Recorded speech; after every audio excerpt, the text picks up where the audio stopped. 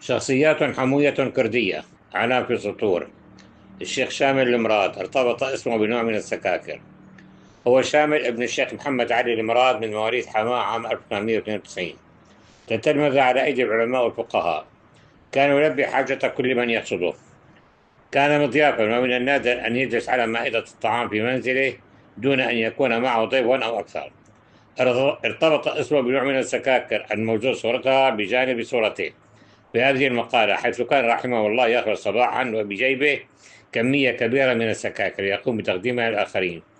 في عام 1978، وعندما كنت مديرا لفرع انترميتال في حماة، حضر إلى عندي الشيخ شامل لغرض ما، وبعد أن قضيت له حاجته أخرج كمية من تلك السكاكر ووضعها على الطاولة.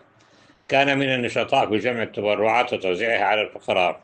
توفي عام 1984 ليشيع إلى مثواه بموكب مهيب. الآن سأتحدث في العامية عن طرفتين من قصصه. هما: مرة كان بحلب، خرصوا معه السكاكر.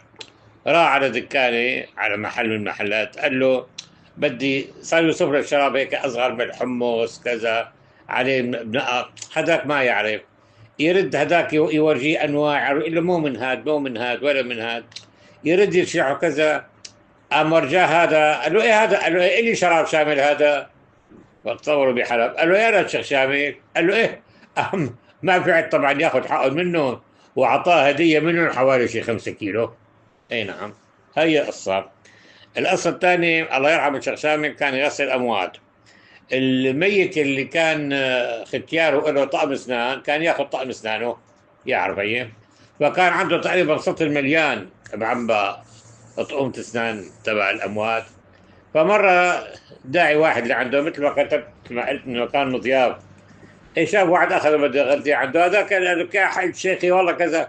والله شاف طقم اسناني، قال له اروح مشي معي وله. والله جاب له هالسطل في طقم الاسنان، قلب له اياه، قال له طبق. والله هذاك ضال يشيل يشيل ويحط لحتى طبق طقم اسنان على تمه. ايوه. اكل فيه وعف له اياه، قال له خذه معك، خليه معك احتياطي. مع تحيات المحامي معتز البرازي.